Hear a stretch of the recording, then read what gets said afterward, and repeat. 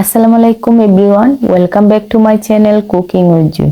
আজকে আমি আপনাদের সাথে শেয়ার করব ভিন্ন একটি রেসিপি, পেয়ারার চাটনি।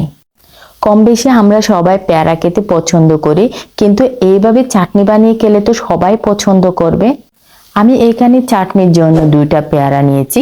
পেয়ারার 2 পাশটা আমি একটু কেটে নেব। দেখতে পাচ্ছেন আমি কিভাবে কাটছি। এবার মধ্যখান থেকে কেটে 2 ভাগ করব।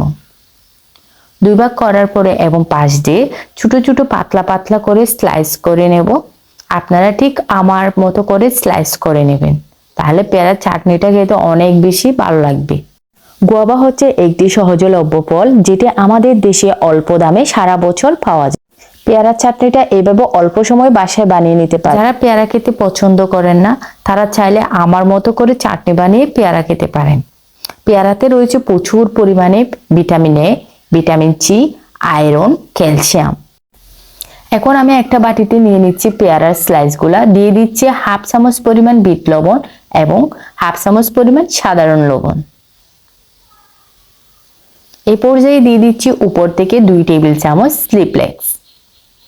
স্লিপলেক্সটা দেওয়ার ফলে পেয়ারার চাটনির স্বাদটা অনেক গুণ বেড়ে যায়। এখন হাত দিয়ে ভালোভাবে মেখে নিব।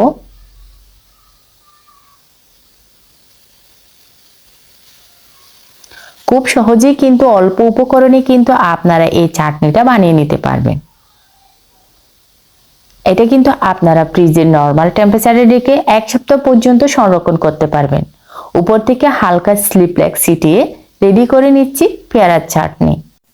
যারা চাটনি খেতে বেশি পছন্দ করেন, তারা খুব অল্প সময়ে অল্প উপকরণে এই চাটনিটি বাসায় বানিয়ে একবার ট্রাই করে দেখবেন এবং অবশ্যই কমেন্ট করে জানাবেন কেমন হয়েছে। এবং সেই সাথে যদি আমার চ্যানেলটি সাবস্ক্রাইব করে না থাকেন, অবশ্যই চ্যানেলটি সাবস্ক্রাইব